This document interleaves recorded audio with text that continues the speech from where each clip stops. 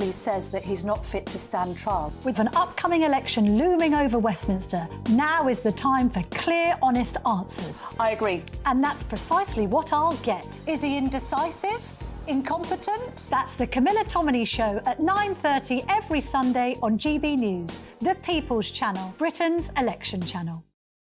We're GB News, and we come from a proud tradition of British journalism. That's why I'm so excited to be here. It's something so new. The first news channel to be launched in Britain in over 30 years. Launched to represent the views of the British people. To go where other broadcasters refuse to go. How did you find out about the story in the first place? Launched with one aim. To be the fearless champion of Britain. It's an absolutely fantastic atmosphere here. This is GB News. GB News, Britain's news channel. GB News is the home of free speech. We were created to champion it, and we deliver it day in, day out. Free speech allows us all to explore and debate openly the issues most important to us, our families, and of course, the British people. Having challenging conversations to enlighten each other. Which is why we hear all sides of the argument. We are the People's Channel. We will always stand by the freedom to express yourself. On TV, radio and online. This is GB News, Britain's news channel. Are the newspapers getting you down? My wife didn't divorce me that month. Struggling to separate the wheat from the chaff? I know that it's a bit of a circus at the best of times. Well, don't worry, Headliners has got you covered. We'll take the burden of reading the day's news, and if we get depressed, who cares? It's an occupational hazard, frankly. That's Headliners on GB News from 11 p.m. till midnight, and the following morning, 5 till 6 a.m. on GB News, the comedy channel. Nah, just kidding. Britain's news channel.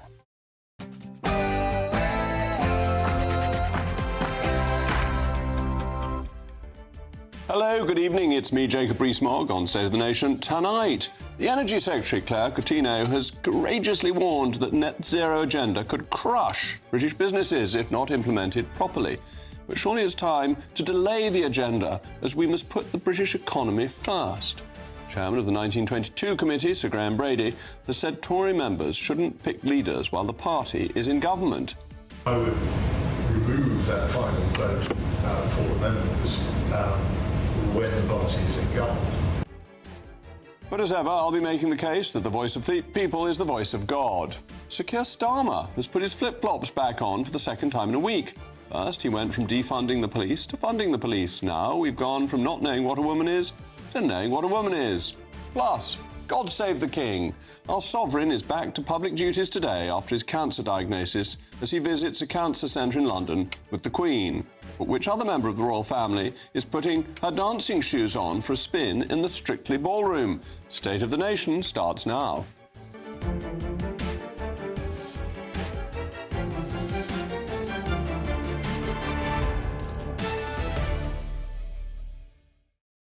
I'll also be joined by my most theatrical panel this evening, barrister and former Tory MP Jerry Hayes and the PR consultant and former Labour aide Stella Santakidou. As always, as you know, I want to hear from you. It's a crucial part of the programme. Email me, mailmog@gbnews.com. But now, it's what you've all been waiting for, the News Bulletin with Ray Addison.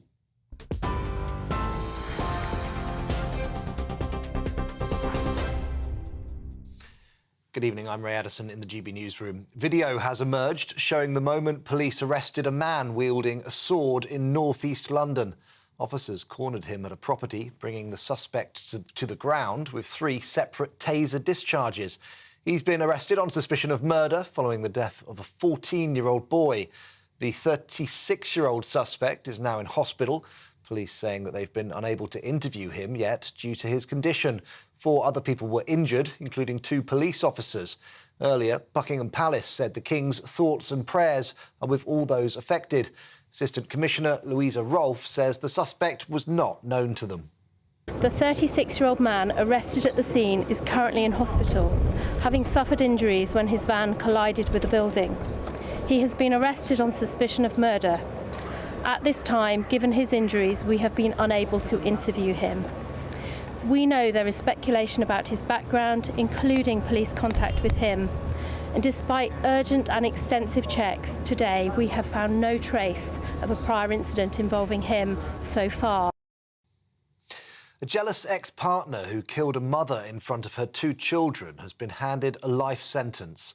46-year-old Obert Moyo attacked 35-year-old Perseverance Nkub in her bedroom before chasing her into the street. Once there, he stabbed her through the heart. He's been told he must serve a minimum of 27 years. King Charles has revealed his shock at being diagnosed with cancer as he returned to official public duties for the first time since his diagnosis. He visited a cancer treatment centre alongside the Queen to meet medical specialists and patients. When asked about the state of his health, he said that he was well. The King has been announced as the new patron of Cancer Research UK, taking over from his mother, the late Queen Elizabeth. Sir Keir Starmer says the people of Scotland should be allowed to have a say on who becomes the next leader of the SNP. It's after a motion of no confidence in the Scottish Government was tabled by the Labour Party there. That will be debated and voted on now tomorrow. Humza Yousaf announced that he was stepping down as First Minister on Monday. He'll continue in that post until a replacement can be found. And finally, Donald Trump has been threatened with jail for violating a gag order in his hush money trial. Judge Juan Machan fined the former president just $9,000, but he warned him that any further infractions could lead to incarceration. Machan had imposed the gag order to prevent Mr. Trump from criticising witnesses. He was fined $1,000 for each of 9 online statements. Trump has argued that the gag order violates his right to freedom of speech. Well, for the latest stories, why not sign up to GB News Alerts by scanning the QR code on your screen or go to gbnews.com/alerts. Now, the moment you really have all been waiting for, Jacob Rees-Mogg.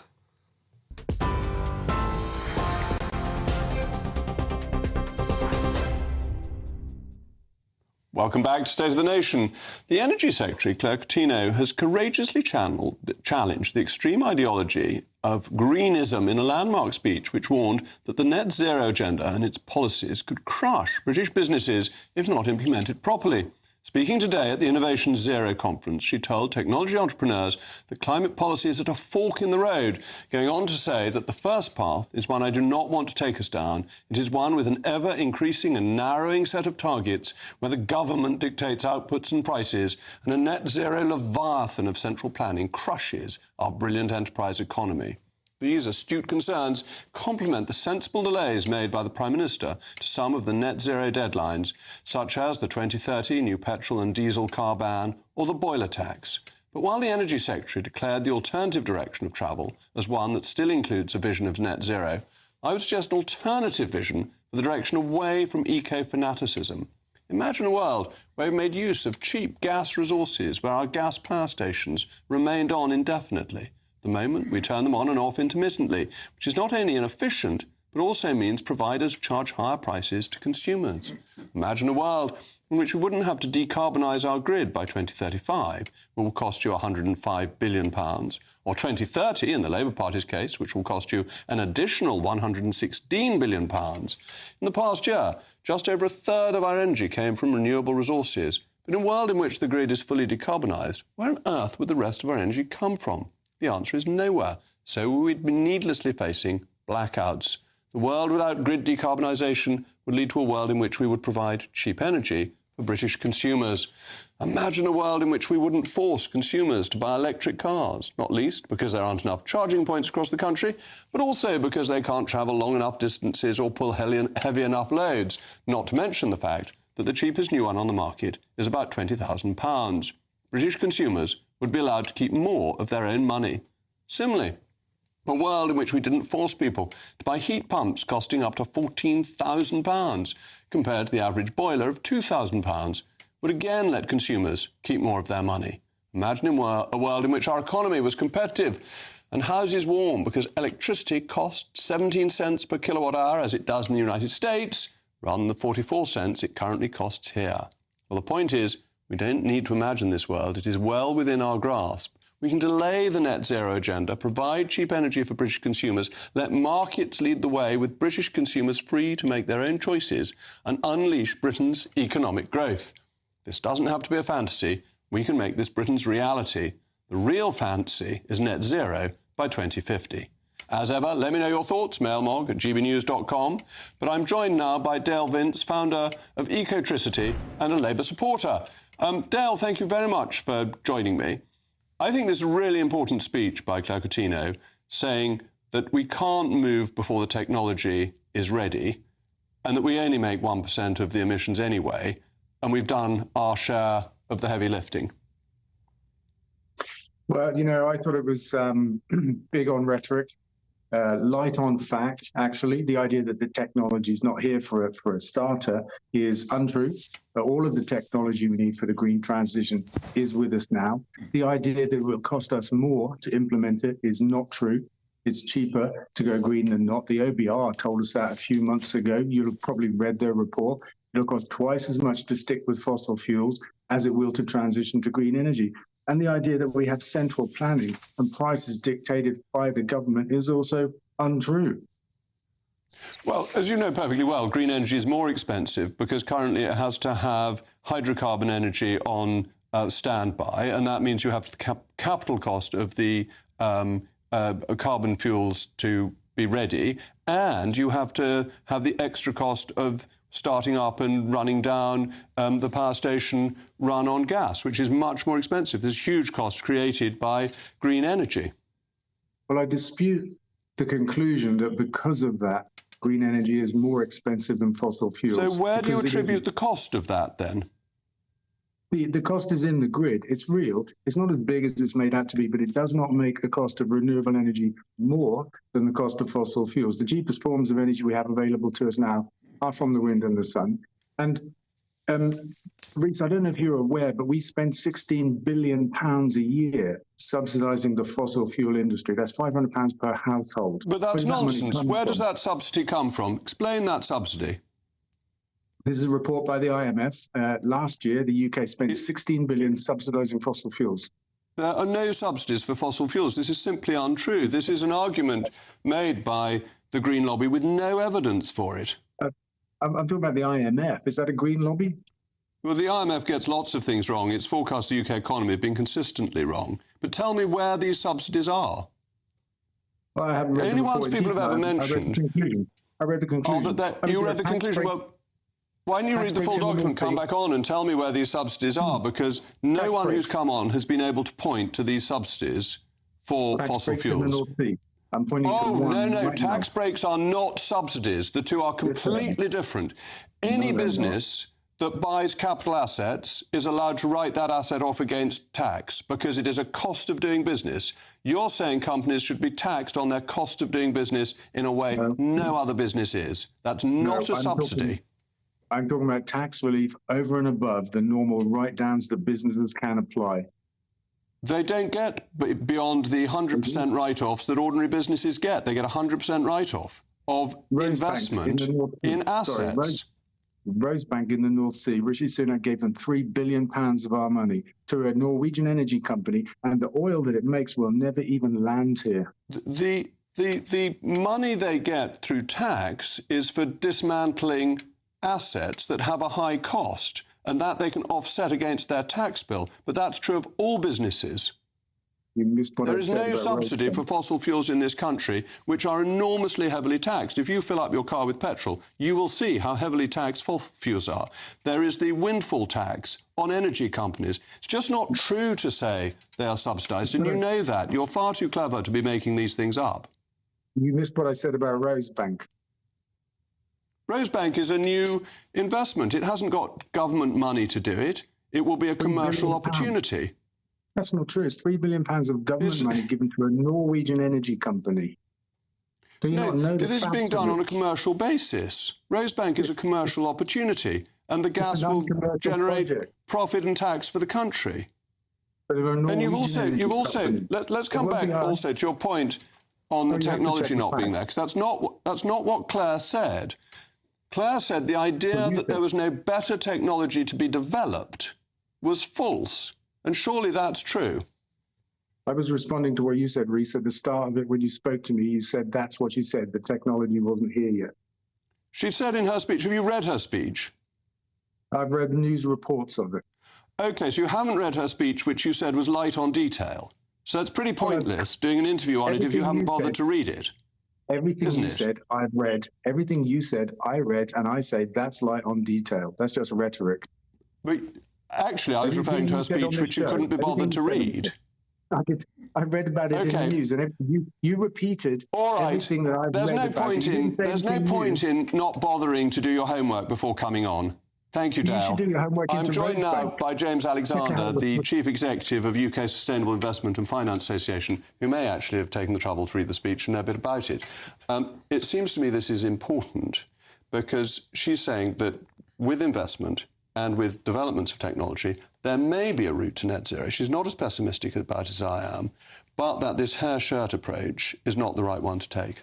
I think some of the very interesting things that the Energy Secretary did say in her speech were that we need to have new innovation in the UK, that we are a powerhouse for already creating innovation. Our universities are amongst the top in the world for inventing new things. I think the challenge for the UK is how do we create the investment opportunities here in the UK to drive jobs and growth in the renewable energy industry for the future. And the question there, she made very good points. I'm so pleased she made, actually, because politicians usually come out with this platitude that businesses want certainty. And of course, the whole success of business is uncertainty, is working out where the next opportunity will be.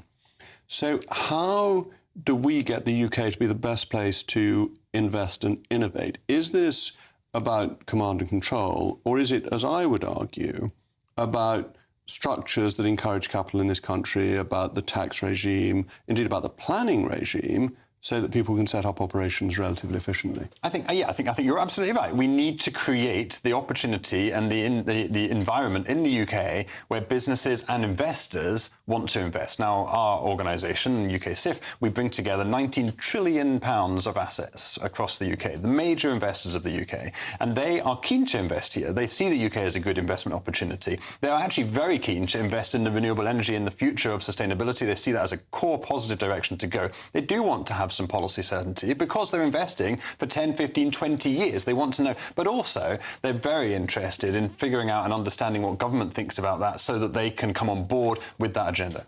But there are some things that government can't tell. So I went recently to see the JCB hydrogen plant, and I happen to think that hydrogen is a really exciting opportunity and probably the best long-term opportunity and probably better than batteries.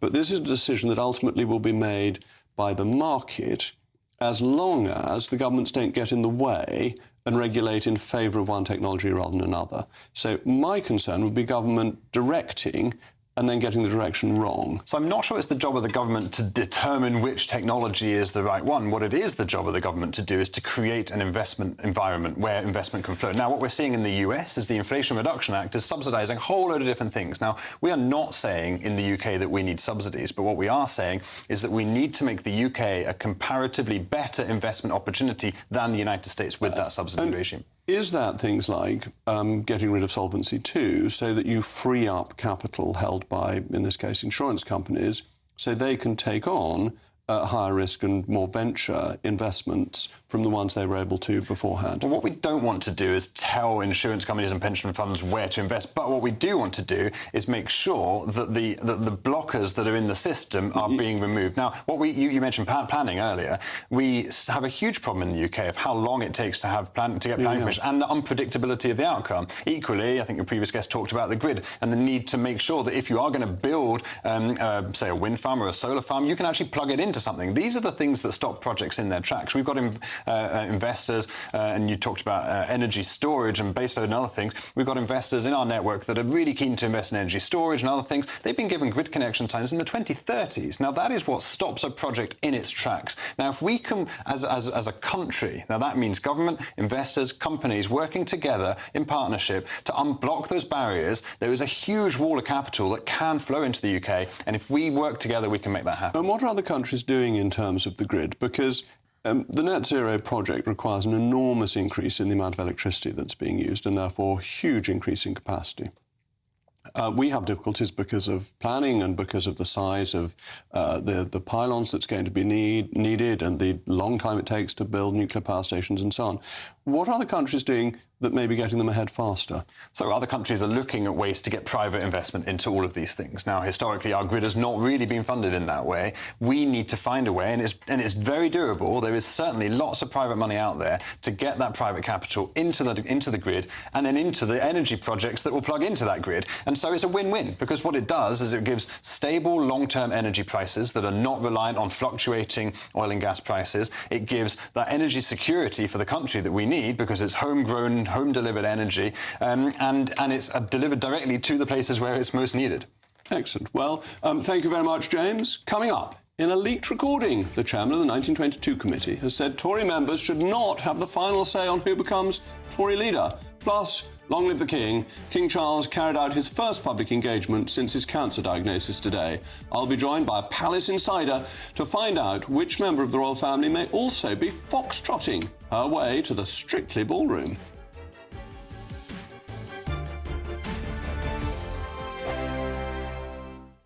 I'm Andrew Doyle. Join me at 7 o'clock every Sunday night for Free Speech Nation, the show where I tackle the week's biggest stories in politics and current affairs with the help of my 2 comedian panellists and a variety of special guests. Free Speech Nation, Sunday nights from 7 on GB News, the People's Channel, Britain's news channel. Martin Daubney, weekdays from 3 p.m. King Charles is well known for his views on climate change, and apparently he's now taking steps to make sure that his Sandringham estate is more eco-friendly. Well, it's been reported that the King is planning to have 2,000 solar panels installed on that estate, and it's set to make the estate largely self-sufficient with a supply of its own green electricity. Well, joining me now is former royal correspondent, the absolute legend, that is Michael Cole. Michael, twice in 2 days, I feel blessed. Look, King Charles has long been talking up his eco-credentials. Some may uncharitably compare him to Greta Thunberg in a tweed suit. It's one thing, however, to be self-sufficient in energy, but got to be said, solar panel farms, they're hardly eco-friendly, are they? They destroy environments. What's your take? I certainly agree with that. The King has indeed, as you say, Martin, and good afternoon to you, applied for planning permission.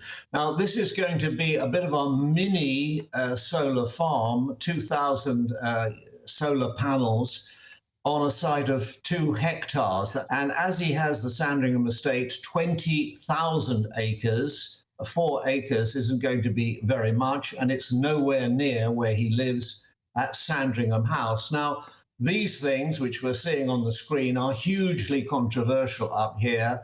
A monster one is being planned on the borders between Suffolk and Cambridge, and the people there really despise it.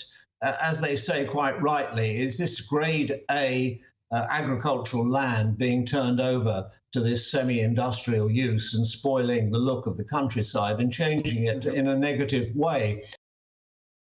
Every Sunday from 11, join Michael Portillo. There will be topical discussion, looking at the week before and the week to come. So kick back and relax at 11 a.m. on Sundays on GB News with me, Michael Portillo. GB News, the People's Channel, Britain's news channel.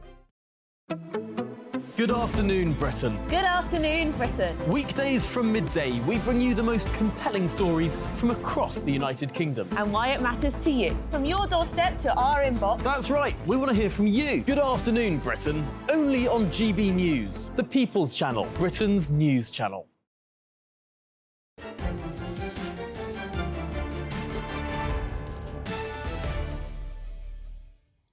Well, as you were paying close attention, you know we were discussing net zero and energy security. And whilst we were doing that, we did a poll of GB News members. Should we abandon our pursuit of net zero? And the response is staggering. 96% said yes, 3% said no, and 1% didn't know. And on the mail mogs, one person said, we should definitely abandon net zero, Jacob. It's completely pointless when the world's superpowers are not adhering to any major protocols and changes in their agenda. And another said, any rational person must realise that the pursuit of net zero is a complete folly. It will have disastrous consequences for the UK. The Telegraph, the Daily Telegraph, the Tory graph, has obtained a leaked recording of the chairman of the 1922 committee, Sir Graham Brady's speech to a group of students at Durham University. Fine to have the party members voting on the leader when you're in opposition, but in a parliamentary system where essentially you can only remain Prime Minister if you enjoy the confidence of your party in Parliament, it seems to me crazy that we now have different mechanisms in that the parliamentary party, the Conservative members of Parliament, can get rid of the leader by voting on confidence, but then the leader is supplied by the party members. I would remove that final vote for the members when the party is in government. Well, Sir Graham is an admirable chairman of the 1922 committee, the longest in its history, but on this occasion he is wrong. The role of the committee, set up incidentally in 1923 rather than 1922, is there to provide a means for backbench MPs to voice their concerns and has a role in the party constitution for selecting a party leader. As it stands, even when the Tories are in office, MPs select two candidates before party members vote for the winner. This ensures a popular election and extends democracy beyond the narrow Westminster village. Well, I'm joined now by my most theatrical panel. Jerry Hayes is sort of limbering up to be theatrical. And the former Labour aide, Stella Santakidou. Stella, let me come to you first, and we'll let Jerry stew for a moment or two.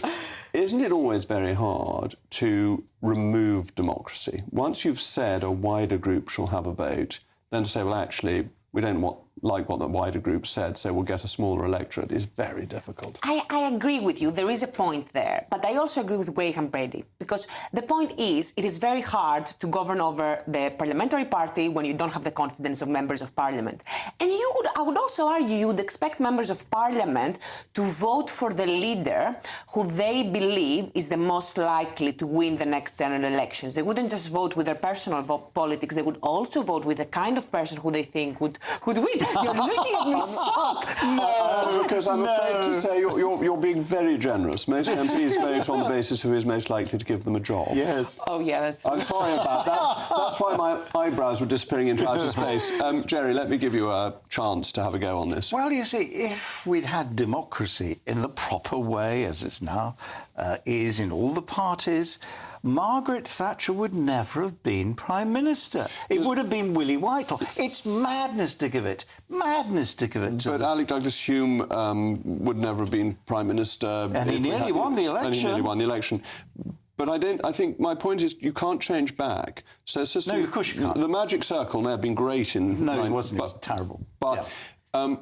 The MPs aren't that good a bunch at getting it right. Their track record is by no means perfect. And once you've broadened the electorate, to narrow it again is very hard. But you've got a choice, haven't you, between one lot of mad people and another lot of mad people. That's the wrong argument. And this is you. Yes, Oh, you see, yeah. What? That is the wrong argument. It's the argument that everyone makes about Liz Truss being selected. They say, look what happens when you give members a choice. They go and they pick the worst kind of the worst. Well, the worst option. But that's not the case, because if members had the vote to begin with, then it would be a selection between Kemi Badenoch and Penny Mordaunt. And the same in 1997, if members had the choice to begin with, it would have been Ken Clarke who would have been the leader of the Conservatives, not William Hague. No, I'm not so sure about that. But Penny Mordaunt... But I think Stella makes a very good point that actually we should probably offer more names to the members. Mm-hmm. But I think there's another point, that I think we have evolved to the point where we are such a presidential system that when you change Prime Minister, you ought to go to a general election. Yes, but people want to win, don't they? And therefore it's not a very good idea to do that, because they may not win. But it also makes you less likely to change leader midway. It may do. I think Brady's got quite a good point here. I mean, God, you were a great defenestrator. I mean, you were part of the nemesis of Theresa May. Indeed, I wanted her to go. Yes. But I think that may be the problem, is that it's too easy for the MPs to remove the leader without facing a general election, though Boris had one very quickly when he became leader. It's not the problem with the members. The problem is with the vote of no confidence. The problem is that our party systems are completely insane. You've got, on the left, the Corbynites. Really, they just want to push a left-wing agenda. The mad right, and you're not one of the mad right. Thank you. A little bit. But Box of Jacob frog. is, You're the box of froggy, right? But you're not mad, right? But, you know... But I hear you are you've got very the popular extremes. with the membership. I keep on hearing people from the, you know, the... Don't flirt, Stella. Don't flirt. You were flirting. But it's quite interesting, the Labour Party, they couldn't get rid of Jeremy Corbyn even when 80% of the MPs were against Now, him. that is very interesting. I think the Labour Party has a very different, both constitution but also character. Because the character of the Labour Party is not one where we do whatever we want with our leaders. The same way with, you know, with the Conservatives, we always hear that they're ruthless with the leaders. You either perform or you are out. In the Labour Party, it doesn't work like that. And it's the same way with how we pick, how the Labour Party picks constituency MPs. You expect them to be approved at the very least by the local constituency. Deals are done with the union. But we're going to move on, because another day, another Bank of England failure. And this time, unsurprisingly, you're footing the bill. And it's quite a hefty one. £85 billion, according to a report in the Daily Telegraph, but as much as £179 billion if you believe the OBR. And it's all because of the losses made in the bank's quantitative easing programme. Well, back to my panel. The Bank of England has independence for setting interest rates, but quantitative easing and quantitative tightening is a joint project with the Treasury. Other central banks are holding their bonds to maturity, and they have a cost of carry, but they're not taking these huge losses. The Bank of England is making these huge losses that fall on the taxpayer. Can this possibly be something a Chancellor should accept? It's a problem. I'm a child of Thatcher. I used to advise Margaret in 1975, and she, as I do, believe in sound money. Quantitative easing is just the old excuse for printing money. That's right. Too much money, the old monetarism, everyone's forgotten about monetarism. But it's very, very, very important. Bank of England have made some terrible, terrible decisions. OBR have. But they're in the business of forecasting.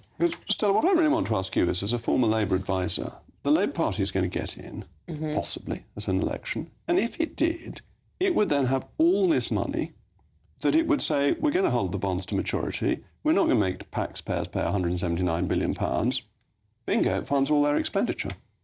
Well, I think that my opinion is, as you said, that you have the European Central Bank, and then you have the Swiss National Bank as well, and they don't pay all of that. That's right. They don't. For once, I agree with the European Central Bank. It's very unusual. Yes. So why is it that in the UK we are not using that money for schools or hospitals or all of these other problems that we have? But because Joe's point's a very fair one, that it is money printing.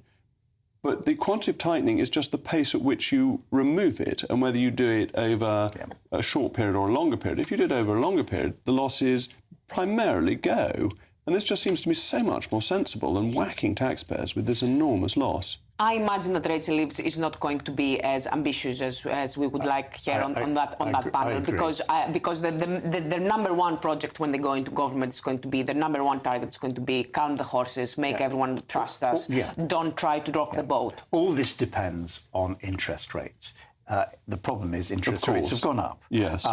Interest rates will go down, and I think the problem won't be solved, but it won't be as big as it. But a fall in interest rates also reduces the cost of carry, so you benefit both ways around if interest rates And of course, go down. this means absolutely nothing to the British public. It means a huge amount to them because it could be tax cuts. Yes. You know, the £179 billion.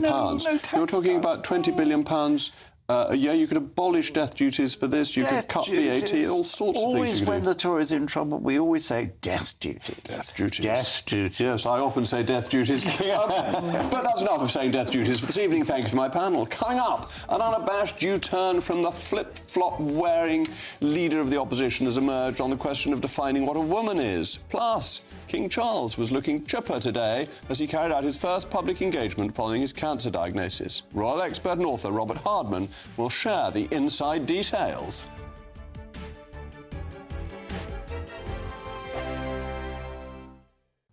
Time for your latest weather update from the Met Office here on GB News. Good evening to you. A different day tomorrow. In the east, we'll have much more cloud compared to today, whereas in the west, it should be a little brighter. Still some wet weather around, though, across parts of Wales and southwest England this evening, affecting the West Midlands too. That showery rain working into southwest Scotland. At the same time, a few showers coming into eastern England, particularly Norfolk, Suffolk and up towards Lincolnshire. Many other areas, though, will be dry. Quite a mild night. Temperatures in some towns and cities staying in double digits. On to Wednesday, and a very different day across the northeast of England and eastern Scotland. Much more cloud around. There will be some rain at times here as well, particularly across the far northeast through the late morning into the early afternoon. A much brighter day there for Wales and southwest England. We'll see some sunny spells for Northern Ireland and particularly western Scotland. 18 degrees likely here, and further south with a bit of brightness we might get close to 20 Celsius. But in the south late on, look at this, some heavy rain working up from France, and we could well see some big downpours and some thunderstorms, particularly through the early hours of Thursday morning across southern England, maybe the Midlands and parts of South Wales. So some rumbles of thunder, some flashes of lightning. They'll be clearing away during Thursday morning, but still staying cloudy with some showers in the south on Thursday. Many places elsewhere seeing some good spells of sunshine, but cool and cloudy on some of these North Sea coasts. But in the sunshine, 20 degrees possible in western Scotland. I'm Patrick Christys. Every weeknight from 9, I bring you 2 hours of unmissable, explosive debate and headline-grabbing interviews. What impact has that had? We got death threats and the bomb threat and so on. Our job is to do what's in the best interest of our country. You made my argument for me. My guest and I tackle the issues that really matter with a sharp take on every story. I'm hearing it up and down the country. That was a beginning, not an end. Patrick Christys tonight from 9 p.m. only on GB News, Britain's news channel. I'm Christopher Hope. And I'm Gloria Di Piero, bringing you PMQ's live here on GB News. Whenever Parliament is in session on a Wednesday at midday, we'll bring you live coverage of Prime Minister's questions. We'll be asking our viewers and listeners to submit the questions that they would like to put to the Prime Minister, and we'll put that to our panel of top politicians in our Westminster studio. That's PMQ's live here on GB News, Britain's election channel. Join me, Neil Oliver, every Sunday night at 6 p.m. on GB News. And if an hour is not nearly enough for you, go to gbnews.com for special extended episodes online every Friday at 9 p.m, where we can truly get into the nitty-gritty of what's going on. GB News, Britain's news channel. I'm Ellie Costello, and thank you so much for joining us here on GB News, the People's Channel, Britain's news channel.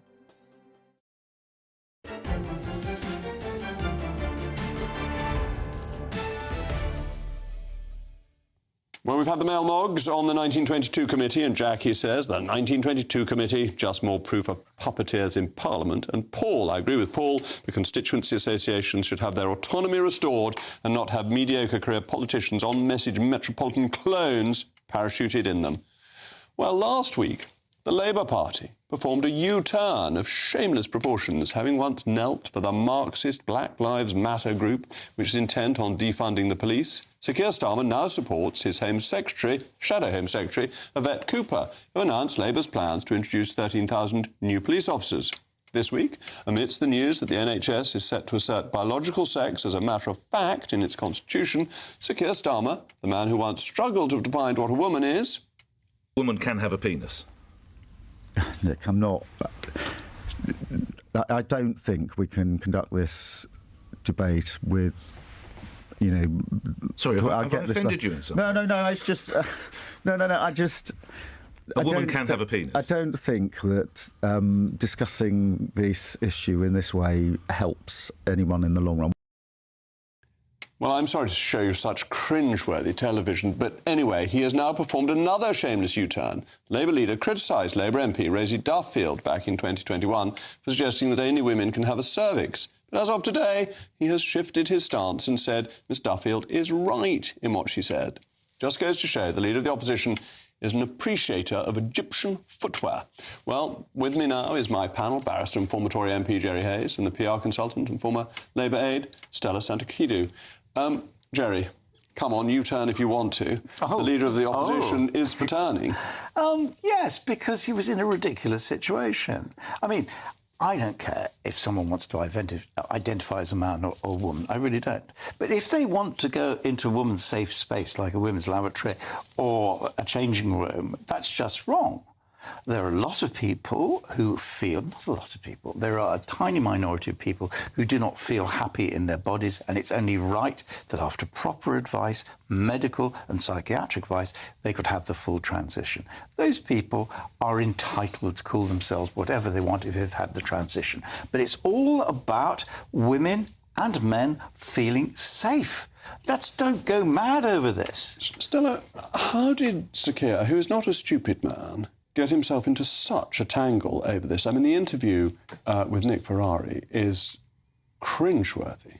Yeah, I think he needed to clarify his position, and it has been an extremely toxic debate. I think it's a big shame that this discussion has been politicised for the last few years. I think it would have been much better if from the beginning we had said, these are our priorities in terms of trans healthcare, these are our priorities in terms of women's rights, let's find common ground, and that's it. So politicians have struggled historically to discuss this issue openly, and Keir Starmer should have probably clarified his position sooner to avoid all of that debate. And And to follow on from what Jerry was saying, we want some kindliness towards people who may be struggling with issues that other of us may not come across in our lives.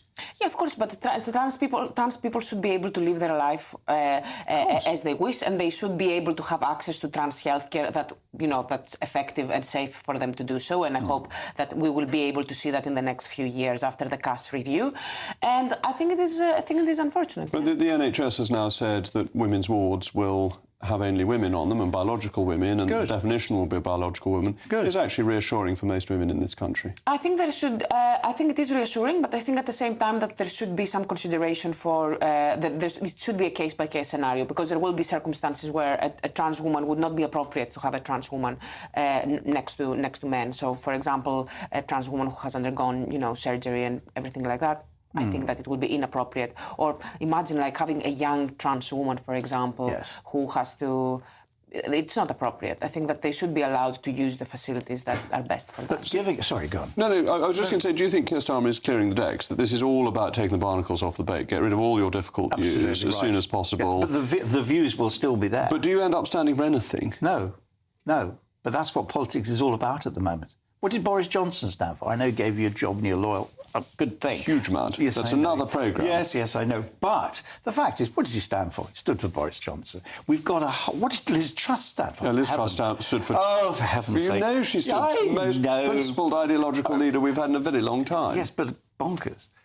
Well, I don't agree with that. Anyway, this is really exciting. In a fascinating new discovery from the depths of volcanic ash in Herculaneum, a new papyrus scroll has revealed how one of the great Western philosophers, Plato, may have spent his final evening. The ancient scroll was found carbonated because of the AD 79 explosion of Mount Vesuvius, and it suggests that the Greek philosopher, who was extremely ill with fever, spent his last hours listening to a Thracian slave girl playing the flute.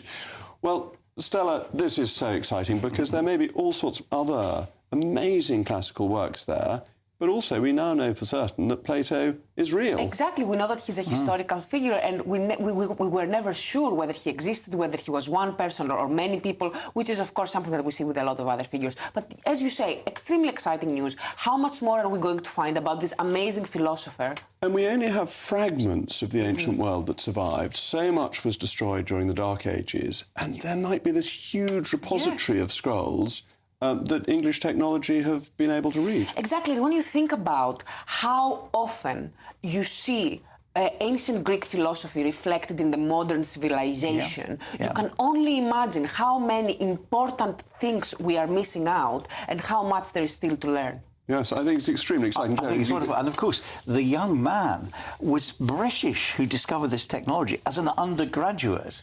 I think it's fantastic. Or, however, a lot of carbon here.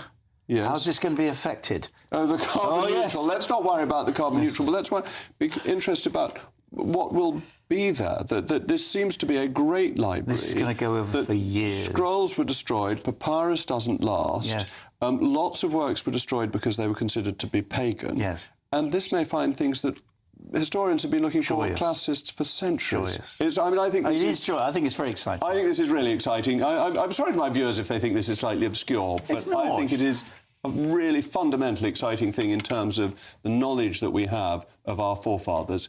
Anyway, thank you to my panel, Coming up next, as the King returns to public duties for the first time since the announcement of his cancer diagnosis, I'll be speaking to the man who knows more than most about the inner workings of the royal family, Robert Hardman. Also, for the first time ever, I'll be revealing what my handwriting looks like amidst a YouGov poll suggesting a third of the British people have terrible handwriting.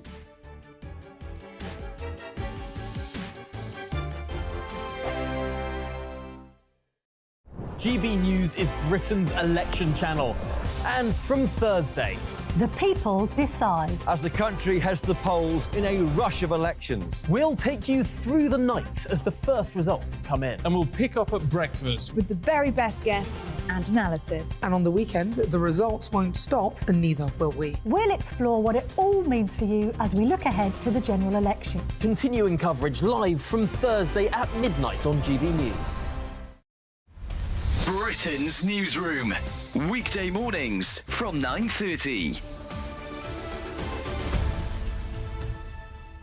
It's a remarkable story, isn't it? Amazing. Extraordinary. And also, she was unflappable, apparently, the Princess Royal. She's just brilliant. refused to get out of the car and said, I'm not going anywhere. Extraordinary. Well, Jim Beaton was awarded the George Cross for protecting the Princess, and delighted to say joins us now, along with the former head of Royalty Protection, Di Davis. Jim, you won't remember, but I met you some time ago at the Imperial War Museum when Princess Anne was opening an exhibition to do with the George Cross, and you were there reunited with her. And you told me then what great admiration you had for the Princess, cool under fire, but you didn't do so badly yourself. It was probably my job. And also, I had a wee bit of police training, not very much, but a little bit, whereas Princess Anne had nothing. And yet, the way she displayed it, you would have thought she'd been highly trained to deal with any type of that situation. Even though you'd had some training, you took 3 bullets for the Princess. You effectively stood between her and a deranged gunman.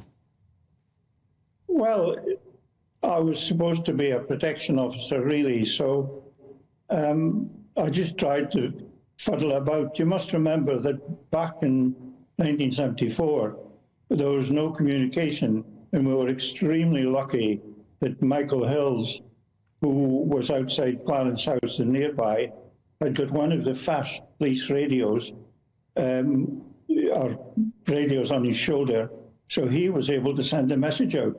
Otherwise, we would have just been relying on the good old public to phone in and say there's something happening. Yeah, so times have changed drastically.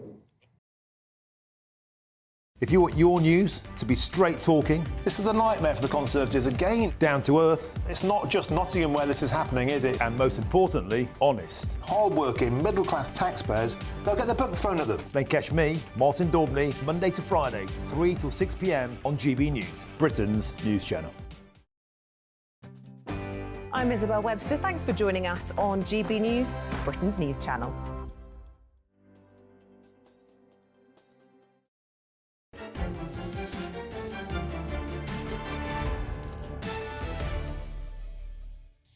Welcome back, and God save the King. His Majesty King Charles III returned to public duties today for the first time since his cancer diagnosis, after his doctors shared encouraging news on the sovereign's health. The King and Queen Camilla visited a specialist cancer centre in London. King Charles was also named today as Cancer Research's UK's new patron. Well, this is heartening scenes that we're seeing and are reassuring after months of our sovereign being out of action, with the rest of the royal family, including the Princess Royal, the Duchess of Edinburgh and the Queen, all performing additional duties. Talking of the Princess Royal, there was gossip in one newspaper today that she's apparently keen to put on her dancing shoes. One of the professional dancers on Strictly Come Dancing revealed that the King's sister wants to appear on the show. May we see Strictly superfan Princess Anne foxtrot her way into the Strictly ballroom. Well, I'm joined now by the author of Charles III, The Inside Story, and Daily Mail journalist Robert Hardman.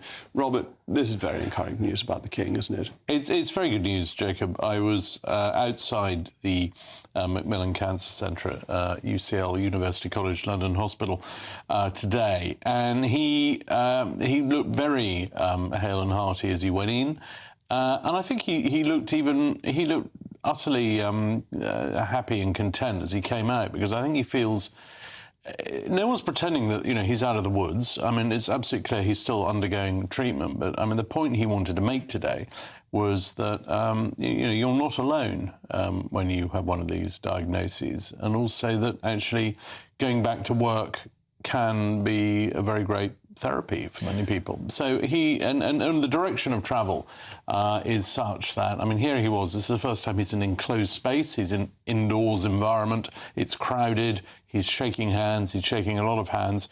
All this has been cleared by his doctors. So I think that it's looking in the right direction. But it's one of the things about a monarchy, isn't it, that having your sovereign who is ill, showing that you can be treated for it, and that you can carry on working, is going to be inspirational to millions of his subjects. Yeah, I mean, I think he's very aware that, I mean, and you quite rightly say millions. I mean, millions of families are familiar with a diagnosis like this. And he accepts that as obviously the most high-profile cancer patient in the land, that he needs to, show as much as he can that this is something that you live with, you work with. No one's sort of promising miracles, but at the same time, no one's saying, this is all doom and gloom. And it was very interesting to be in and around a cancer hospital today and hear the sort of whoops and the cheers. I mean, these are not noises you normally hear in a place like the Macmillan Cancer Unit, but they were very, very buoyed by his appearance. And this is important for the country as a whole, because the monarchy is such a symbol for the country. But when times are good, people don't necessarily feel necessary to show that they value it.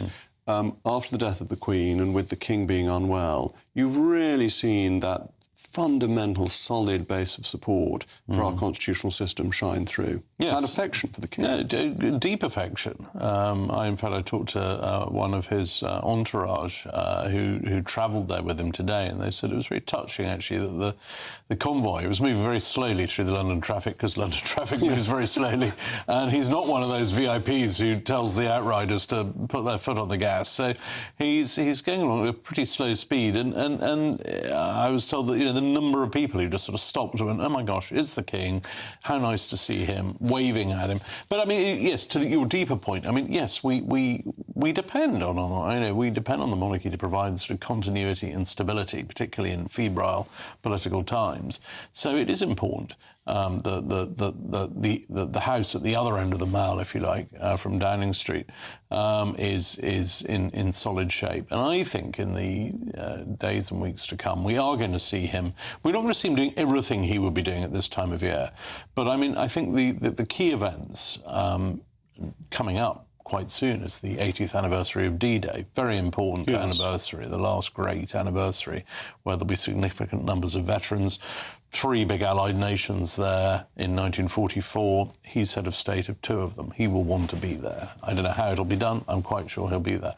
Other events, whether it's garden parties, whether it's the Royal Ascot, the Order of the Garter, these are all things that we expect to see these sort of happy events in our summer, and he will want to make sure he can be as many as he can do. While throughout he's been carrying on with his constitutional duties, there has been no interruption to the government of this country, which is still primarily done on a day-to-day basis by the royal prerogative. Yeah, the constitutional side of things is unaltered. I mean, obviously, the most important element of that is meeting the Prime Minister. That carries on in person.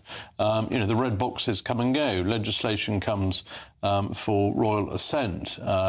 It's highly likely, in fact, it's inevitable in the months ahead that he's going to have to appoint a new Prime Minister. All those things, those are the crucial... Well, you don't need to appoint a new Prime Minister if the Prime Minister remains in office. It's a continuation, if I may. And there's this fake ceremony of people going off to Buckingham Palace when they've won an election. It's completely unnecessary. I don't approve of that modernisation. So when Rishi Sunak wins a huge majority, he won't need to go through that. But that's very important. Widening it out, obviously people are still very concerned about the Princess of Wales, wanting to hear good news about her.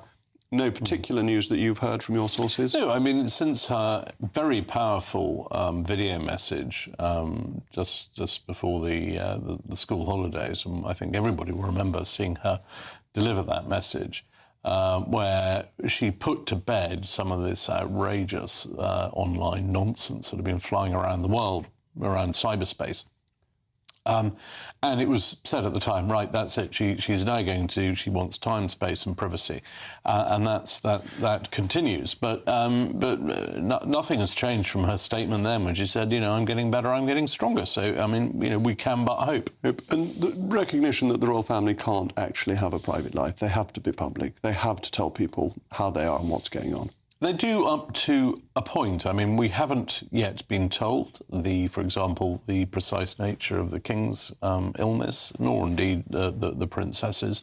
And I think people understand that that's fair enough. I mean, in years gone by, we wouldn't have been told anything like this degree of detail. And finally, the Princess Royal, what odds on her going on Strictly Come Dancing? I mean, she's my great heroine. I can't believe she'll do anything so lacking in distinction for a member of the royal family. She did feature in a royal documentary some years ago, Scottish dancing, so were Strictly to go for a kind of Highland Ceilidh version, I wouldn't rule it out entirely, but I think it's a little fanciful. I think we're more likely, in fact, I know where we're going to see her pop next to the Olympics. She's our Olympian, and we're in an Olympic year. That's where we'll see her. I'd definitely vote for her. And finally, how would you rate your own handwriting? Museum curators at Jane Austen's old cottage in Hampshire have asked the public for help deciphering the so-called illegible handwriting of her older brother. Now, I think Austen's brother Frank had a magnificent 19th century hand, although clearly a beautiful sloping script isn't to everyone's taste. A new YouGov poll has found that 31% of all Britons describe their own handwriting as bad or terrible.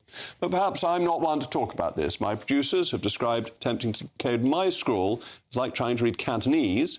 My own son Peter says I write in Mogg code, and Sixtus has been told by his teacher that she's willing to give me remedial lessons. I think it's a bit late, but never mind. Anyway, that's all from me. Up next, Patrick Christys. Patrick, what writing is on the wall for you this evening? Very well done, Jacob. Great show. We have lost thousands of illegal immigrants, but we've managed to find one of them and send him to Rwanda, apparently, so that's a cracking start. George Galloway's had a big day, so we're going to be talking about how much of a threat to Starmer he is. Look, terrible sword attack in London earlier. I'm asking whether we should now be arming all police officers. Big debate on that. And the revolutionary communists that targeted you in Cardiff, Jacob, well, I've got one of them on. So he's going to be having a debate about whether or not it was appropriate. Well, I think it was. I think free speech is very important, and you can't only back free speech when people agree with you. Yes, I agree with you. And also, I've seen you deal rather well with those people in the past, so well done you. Thank you. That will all be very exciting. Thank you, Patrick. That's coming up after the weather. I'll be back tomorrow at 8 o'clock. I'm Jacob Rees-Mogg. This has been State of the Nation, and I know you're waiting for the Somerset weather report. It will be absolutely wonderful. Sunshine, glories, and the crops will be coming out. A brighter outlook with Box Solar, sponsors of weather on GB News. Time for your latest weather update from the Met Office here on GB News. Good evening to you. A different day tomorrow. In the east, we'll have much more cloud compared to today, whereas in the west, it should be a little brighter. Still some wet weather around, though, across parts of Wales and southwest England this evening, affecting the West Midlands too. That showery rain working into southwest Scotland. At the same time, a few showers coming into eastern England, particularly Norfolk, Suffolk and up towards Lincolnshire. Many other areas, though, will be dry. Quite a mild night. Temperatures in some towns and cities staying in double digits. On to Wednesday, and a very different day across the northeast of England and eastern Scotland. Much more cloud around. There will be some rain at times here as well, particularly across the far northeast through the late morning into the early afternoon. A much brighter day there for Wales and southwest England. We'll see some sunny spells for Northern Ireland and particularly western Scotland. 18 degrees likely here, and further south with a bit of brightness we might get close to 20 Celsius. But in the south late on, look at this, some heavy rain working up from France, and we could well see some big downpours and some thunderstorms, particularly through the early hours of Thursday morning across southern England, maybe the Midlands and parts of South Wales. So some rumbles of thunder, some flashes of lightning. They'll be clearing away during Thursday morning, but still staying cloudy with some showers in the south on Thursday. Many places elsewhere seeing some good spells of sunshine, but cool and cloudy on some of these North Sea coasts. But in the sunshine, 20 degrees possible in western Scotland. Looks like things are heating up. Boxed boilers, sponsors of weather on GB News.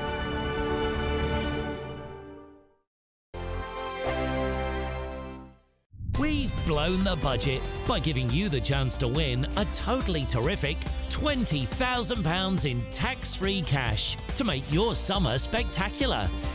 You could use that cash to splash out on a holiday, make the garden glam, buy a new car, or just save it for a rainy day.